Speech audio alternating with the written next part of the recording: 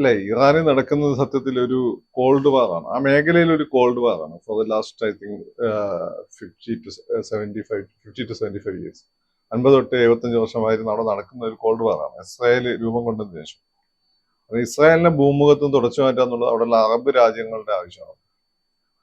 അത് അവരുടെ ഒരു പ്രഖ്യാപിത ലക്ഷ്യമാണ്. ഇപ്പൊ അവര് യാഥാർത്ഥ്യം തിരിച്ചറിഞ്ഞ് ഇസ്രായേൽ അംഗീകരിച്ചിട്ടുണ്ടെങ്കിലും അത് മാസിന്റെ ഇടയിൽ പോയിട്ടില്ല.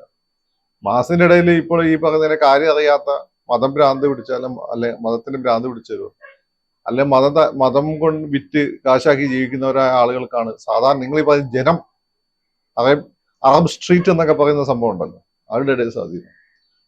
അപ്പോ അവര് പറയുന്നത് ഇന്ന് നമ്മൾ പോയിട്ട് പിന്നെ ഇസ്രായേൽ അങ്ങോട്ട് ചുട്ടുകരിച്ചു കളയണം, പണ്ട് നമ്മൾ ചെയ്തിട്ടുണ്ട്, അതുപോലെ ഇനി നമുക്ക് ചെയ്യാൻ പറ്റുമെന്നൊക്കെ. ഇവരൊക്കെ ഏത് കാലത്ത് ജീവിക്കുന്നു എന്നുള്ളത്. പക്ഷെ അവിടെയുള്ള ഭരണാധികാരികൾക്ക് കാര്യം മനസ്സിലായി എന്നുള്ളതാണ്. അതുകൊണ്ടാണ് ദുബായും സൗദി അറേബ്യയൊക്കെ ഇവർ അംഗീകരിക്കുന്നത് ഇസ്രായേൽ. അതങ്ങനെ അത് കിടക്കട്ടെ. ഈ ഇറാൻ ഒരു അറബ് രാജ്യമല്ല, ഇസ്ലാമിക രാജ്യമാണ്. ഇറാന്റെ ഏറ്റവും വലിയ ശത്രു സുന്നി മുസ്ലിങ്ങളാണ്, ഇവര് ഷിയാക്കളാണ്. അപ്പൊ ഇവര് സൗദി അറേബ്യ ഇവര് തമ്മിൽ ഭയങ്കര ശത്രുക്കളുമായിരുന്നു. സൗദി അറേബ്യ അമേരിക്കനോട് ഇവരെ തകർക്കാൻ വേണ്ടി ആവശ്യപ്പെടുന്നതിന്റെയൊക്കെ വിവരങ്ങൾ വിക്കിലീപ്സ് പുറത്തുവിട്ടിട്ടുണ്ട്. പക്ഷെ അടുത്ത കാലത്ത് സൗദി അറേബ്യ പുതിയ രാജാവിന്റെ അണ്ടറിൽ യാഥാർത്ഥ്യബോധം വന്ന രാജ്യമായിട്ടുണ്ട്. അപ്പൊ അവര് എന്ത് ചെയ്തെന്ന് വെച്ചാൽ ഇറാനെ അംഗീകരിച്ചു, ഇറാനായിട്ട് നല്ല ബന്ധം സ്ഥാപിക്കാൻ ശ്രമിക്കുന്നു. അവർ ഇസ്രായേലിനെ അംഗീകരിച്ചു.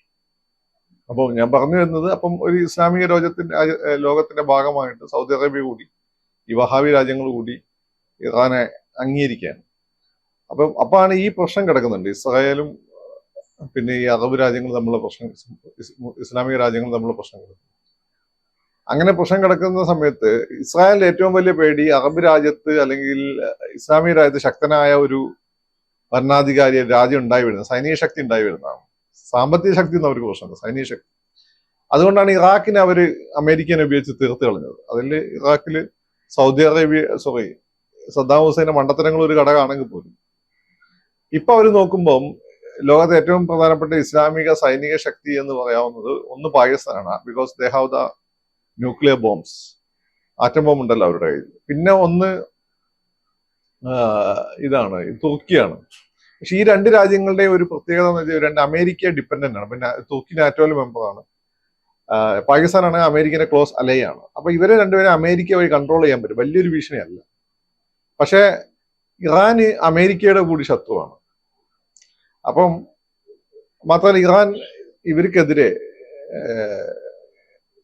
പിന്നെ ഇസ്രായേലിനെതിരെ പ്രവർത്തിക്കുന്ന ഹമാസിനെയും ഹിസ്ബുള്ളയെയും അതുപോലെ സൗദിക്കെതിരെ പ്രവർത്തിക്കുന്ന ഹൂതികളെയും എല്ലാം തന്നെ സഹായിക്കുന്നുണ്ട്. അതുകൊണ്ടാണ് ഇവരുടെ ദമാസ്കസിലെ കേന്ദ്രം, ഇവരുടെ കാര്യാലയം ഇസ്രായേൽ ആക്രമിച്ചത്. അത് അന്താരാഷ്ട്ര നിയമങ്ങളുടെ ലംഘനമാണ്, ഇത് യുദ്ധതമ്മാടിത്തമാണ്. പക്ഷെ ശക്തിയുള്ളവൻ എന്തും ചെയ്യാലോ. അതാണ് ലോകത്തിന്റെ ഇതുവരെയുള്ള ഒരു നിയമം. ജനാധിപത്യമൊക്കെ പാവപ്പെട്ടവന്റെ തലേക്കാകാൻ വേണ്ടി ഉപയോഗിക്കുന്നതാണ്. അപ്പം അങ്ങനെ ആക്രമിച്ച സമയത്ത് ഇറാന് തിരിച്ചടിച്ചിട്ടില്ലെങ്കിൽ ഇറാൻ അത് നിലനിൽപ്പിന്റെ പ്രശ്നമാണ്. പക്ഷെ അവിടുത്തെ പൊളിറ്റിക്കൽ ക്ലാസ്സിന് ഇന്റേണലി വലിയ പ്രശ്നം. ഈ എല്ലാ രാജ്യങ്ങളെയും പ്രശ്നം, ഈ പാവപ്പെട്ടവൻ എപ്പോഴും ഈ മതത്താല് മോട്ടിവേറ്റ് ചെയ്യപ്പെടുന്നവരാണ്. ഇറാൻ തന്നെ പോയി ടെഹ്റാനിലൊന്നും ഈ പ്രശ്നമില്ല. ഗ്രാമപ്രദേശങ്ങൾക്ക് പോകാൻ അവിടെ ഗൊമേനി ഫാൻസ് കൂടി വരുന്നത്. ഈ കാൾമാർക്സ് പറഞ്ഞവർ അവരുടെ അവസാനത്തെ ആശ്രയമാണല്ലോ മതം. അതുകൊണ്ട് അവരെ മാനിപ്പുലേറ്റ് ചെയ്യാൻ വളരെ എളുപ്പമാണ്. അപ്പൊ ഇപ്പോഴുള്ള ഭരണകൂടത്തിനെതിരെ ശക്തമായ വികാരം ഉണ്ടായി വരും. അത് തിരിച്ചടിച്ചേ പറ്റുള്ളൂ. അപ്പൊ തിരിച്ചടിച്ചു കഴിഞ്ഞാൽ ഇസ്രായേൽ തിരിച്ചടിച്ചാൽ തന്നെ ഇറാന്റെ കാര്യങ്ങൾ ഏതാണ്ട് ഒരു വഴിക്ക് ആയി കിട്ടും. Because they have the nuclear weapons and whereas Iran is not a nuclear power. അപ്പൊ അതാണ് പ്രശ്നം. ഇറാന്റെ കയ്യിൽ ന്യൂക്ലിയർ ആയുധങ്ങളില്ല. അവർ ഉണ്ടാക്കിയെടുക്കാൻ ശ്രമിക്കുന്നു എന്നേ പറയുന്നുണ്ട്. They are A nuclear power in making എന്നൊക്കെ വേണം പറയാം. പക്ഷെ ഇപ്പൊ ഇല്ല. പക്ഷെ ഇവരുടെ കയ്യിലുണ്ട്, ഇസ്രായേലിന്റെ കയ്യിലുണ്ട്. അപ്പൊ അതൊരു വിഷയമാണ്.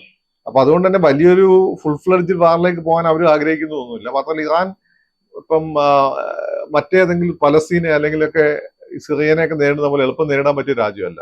അവരൊരു ഫോർമിഡബിൾ ആയിട്ടുള്ള മിലിറ്ററി പവറാണ്. അതുകൊണ്ട് ഇസ്രായേലും കരുതിയേ അവരുടെ നേരെ ഒരു ആക്രമണം നടത്തുള്ളൂ, നേരിട്ടൊരു ആക്രമണം നടത്തുള്ളൂ. കാരണം അവരുടെ കയ്യിൽ അമേരിക്ക കൊടുത്ത F-14 ടോം കാറ്റ് വിമാനങ്ങളുണ്ട്. അത് വെച്ചാൽ ഇസ്രായേലിന് ഒരു ആദ്യ കാലഘട്ടം ഏറ്റവും കൂടുതൽ സപ്പോർട്ട് ചെയ്ത് ഇറാനാണ്.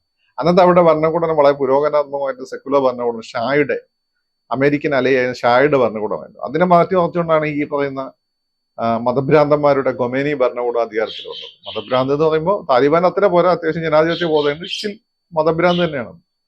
അപ്പം അവര് വന്നോടുകൂടിയാണ് ഇസ്രായേൽ ഇവരും തമ്മിലുള്ള ബന്ധം ഇല്ലാതാവുന്നത്. അപ്പൊ ആ സമയത്ത് നല്ല ബന്ധം ഉണ്ടായ സമയത്ത് ഏതാണ്ട് 1 ലക്ഷത്തോളം ജൂതന്മാർ അവിടെ ഉണ്ടായിരുന്നു. മാത്രമല്ല ജൂതന്മാരെ ലോകത്തിന്റെ എല്ലാ ഭാഗത്തും അടിച്ചമർത്തിയ സമയത്ത് ജൂതന്മാരെ സഹായിച്ചൊരു രാജ്യമാണ് ഇറാൻ. വേറെ രാജ്യം ഇന്ത്യയാണ്. നമ്മൾ അഭയം കൊടുത്തു. അവരെ ബാബിലോണിയക്കാരുടെ ബോണ്ടിൽ നിന്ന്, ബാബിലോണിയക്കാരുടെ പീഡനത്തിൽ നിന്ന് അവരെ രക്ഷപ്പെടുത്തി ഇറാനിലെ രാജാവായ സെർസസ് ആണ്. അപ്പൊ അങ്ങനെയൊക്കെ നല്ല ബന്ധം ഉണ്ടായിരുന്നതാണ്. അത് ഈ മതഭ്രാന്തന്മാർ വന്നോട് കൂടിയിട്ടാണ് അത് പോയത്. അപ്പൊ ഇപ്പൊ എന്ന് വെച്ചാൽ ഒരു ഫുൾ ഫ്ലെഡ്ജ് വാറിലേക്ക് പോകാൻ രണ്ടു കൂട്ടർ ആഗ്രഹിക്കുന്നില്ല എന്ന് തോന്നുന്നു. അതുകൊണ്ടാണ് അമേരിക്കൻ അത് മറ്റൊരു ഇത് ചെയ്തത്, മിസൈലുകൾ അയച്ചത്. മാത്രമല്ല അവിടെ സംഭവിച്ച വേറൊരു കാര്യം വെച്ചാൽ ജോർദാൻ ഇവർക്ക് അനുകൂലമായിട്ട് നിലപാടെടുക്കേണ്ടായി, ഇസ്രായേലിന് അനുകൂലമായിട്ട് വളരെ ശക്തമായി വന്നു. അപ്പൊ ഈ കാര്യങ്ങളൊക്കെ കൊണ്ടാണ് ഓസ്ട്രേലിയക്ക് ഉദ്ദേശിച്ച ഫലം ചെയ്യാതെ പോയതെന്ന് തോന്നുന്നു. ഇപ്പൊ നമ്മൾ നോക്കുമ്പോൾ ഇത് സ്റ്റേജ്ഡ് വാർ ഫോർ ഹോണർ എന്ന് വേണമെങ്കിൽ പറയാം.